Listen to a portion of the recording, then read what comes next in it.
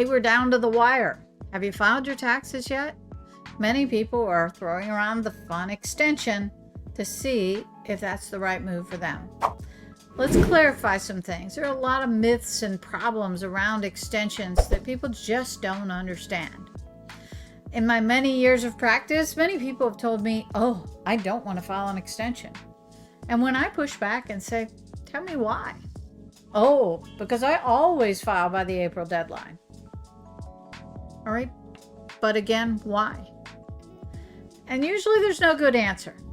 The real answer is they're afraid because they don't understand it. So let's clarify some things, make this easier. An extension is actually a wonderful tool that I encourage everyone to use, and I'll explain why.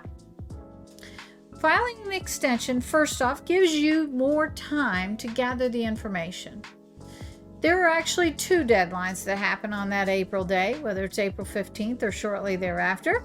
One, you must make a payment. If you owe the money with the tax return, if you owe the IRS money or the states, it's due then. There is no extension of time to pay. What there is an extension of is time to file, time to gather all of the information, time to make sure it's in the rightful places before you submit that tax return to the IRS. So, if you're saying, I want to file an extension because I don't have that kind of money and I owe a lot of money, that's not a valid solution. An extension will not save you anything and will not give you any break on the day the money is due. It's still due mid-April. So, why would I want an extension? Even if I'm getting a refund, maybe you want an extension. Let's talk about a couple of advantages of an extension. The first advantage is it gives you more time to gather information. Maybe you haven't had the chance to go through and get all your charitable contributions lined up and you're at the last minute down to the wire and you can't seem to find some things, or you're missing a receipt or two. Give yourself a break. You've got a little more time. Gather it.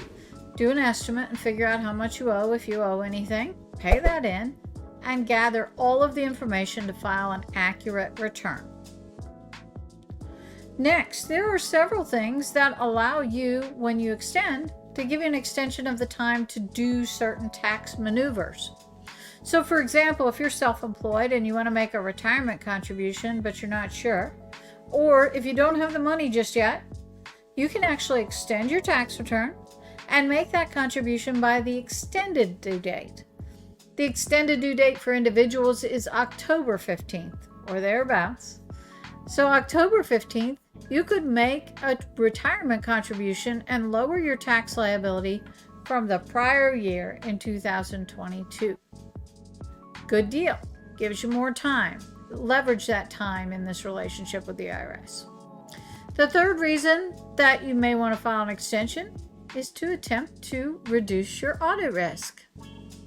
Now, I know a lot of people say, oh, there's no truth to that. If you ask the IRS, if I file later, will I have a lower audit risk? They will tell you no.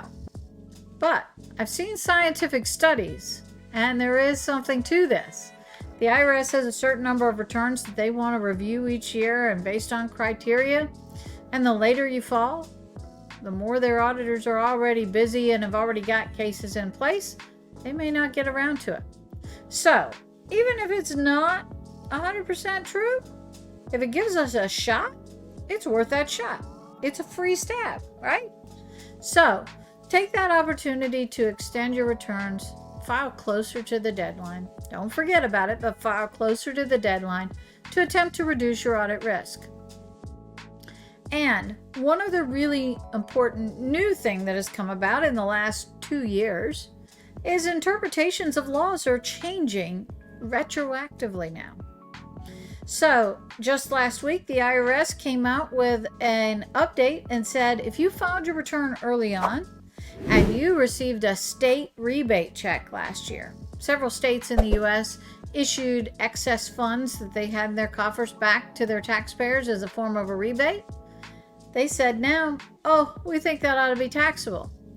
Prior to this announcement, they were not taxable.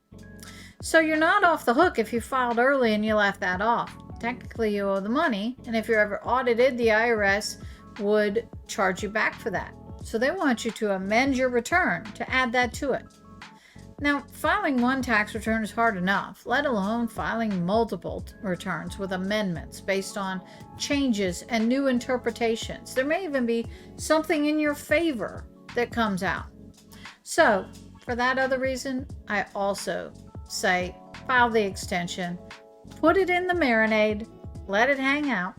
So finish up your returns well in advance, give yourself a break, stick it in the marinade over the summer, set yourself a little reminder or ticker to come back to that and file it later on.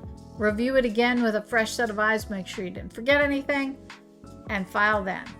So for all of our clients, that is our strategy. All returns are done well in advance.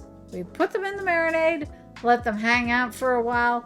If anything comes up, if anything gets remembered, you wake up in the middle of the night and say, oh my gosh, I forgot to record. I forgot to deduct this deduction. No problem. We can add that in for you. So use a freebie that the IRS gives you. You got a great benefit there. Use it. File an extension today. Please follow us on Facebook and Instagram. Please make sure to check out our blog and our website link below. Subscribe to our YouTube channel and hit the bell to be notified when we post. Email me at donna@calculatedmoves.com.